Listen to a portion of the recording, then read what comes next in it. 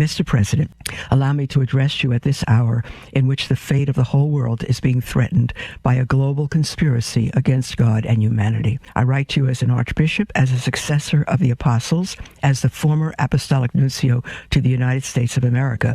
I am writing to you in the midst of the silence of both civil and religious authorities. May you accept these words of mine as the voice of one crying out in the desert. As I said when I wrote my letter to you in June, this historical moment sees the forces of evil aligned in a battle without quarter against the forces of good, forces of evil that appear powerful and organized as they oppose the children of light, who are disoriented and disorganized, abandoned by their temporal and spiritual leaders.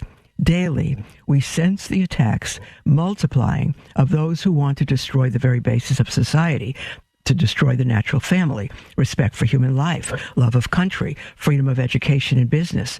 We see heads of nations and religious leaders pandering to this suicide of Western culture and its Christian soul, while the fundamental rights of citizens and believers are denied in the name of a health emergency that is revealing itself more and more fully as instrumental to the establishment of an inhuman, faceless tyranny. A global plan called the Great Reset is underway. Its architect is a global elite that wants to subdue all of humanity, imposing coercive measures with which to drastically limit individual freedoms and those of entire populations. In several nations, this plan has already been approved and financed. In others, it is still in an early stage. Behind the world leaders who are the accomplices and executors of this infernal project, there are unscrupulous characters who finance the World Economic Forum and Event 201 promoting their agenda. The purpose of the Great Reset is the imposition of a health dictatorship aiming at the imposition of liberticidal measures hidden behind tempting promises of ensuring a universal income and canceling individual debt. The price of these concessions from the International Monetary Fund will be the renunciation of private property and adherence to a program of vaccination against COVID-19 and COVID-21 promoted now by Bill Gates with the collaboration of the main pharmaceutical groups. Beyond the enormous economic interests that motivate the promoters of the Great Reset, the imposition of the vaccination will be accompanied by the requirement of a health passport and a digital ID with the consequent contact tracing of the population of the entire world. Those who do not accept these measures will be confined in detention camps or placed under house arrest, and all their assets will be confiscated.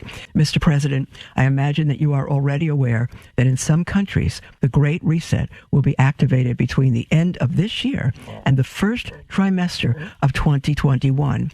For this purpose, further lockdowns are planned, which will be officially justified by a supposed second and third wave of the pandemic. You are well aware of the means that have been deployed to sow panic and legitimize draconian limitations on individual liberties, artfully provoking a worldwide economic crisis.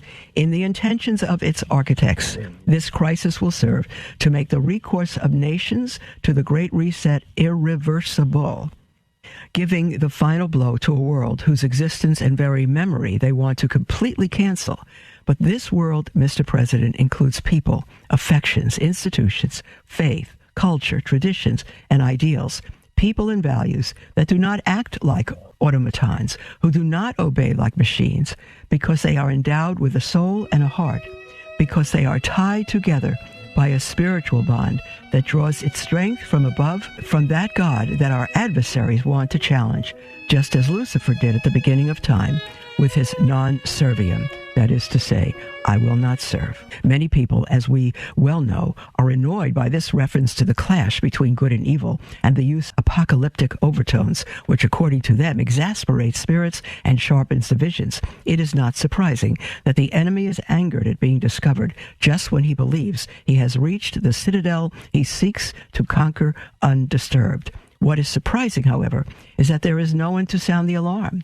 The reaction of the deep state to those who denounce its plan is broken and incoherent, but understandable. Just when the complicity of the mainstream media had succeeded in making the transition to the New World Order almost painless and unnoticed, all sorts of deceptions, scandals, and crimes are coming to light. Until a few months ago, it was easy to smear as conspiracy theorists those who denounce these terrible plans, which we now see being carried down to the smallest detail. No one, up until last February, would ever have thought that in all of our cities, citizens arrested simply for wanting to walk down the street, to breathe, to want to keep their business open, to want to go to church on Sunday. Yet now it is happening all over the world, even in picture postcard Italy, that many Americans consider to be a small enchanted country with its ancient monuments, its churches, its charming cities, its characteristic villages. And while the politicians are barricaded inside their palaces, promulgating decrees like Persian satraps, businesses are failing, shops are closing, and people are prevented from living, traveling, working, and praying. The disastrous psychological consequences of this operation are already being seen, beginning with the suicides of desperate entrepreneurs and of our children, segregated from friends and classmates, told to follow their classes while sitting at home alone in front of a computer. In sacred scripture, St. Paul speaks to us of the one who opposes the manifestation of the mystery of iniquity, the kathekon. In the religious sphere, this obstacle to evil is the church, and in particular the papacy. In the political sphere, it is those who impede the establishment of the New World Order. As is now clear, the one who occupies the chair of Peter has betrayed his role from the very beginning in order to defend and promote the globalist ideology supporting the agenda of the deep church who chose him from its ranks.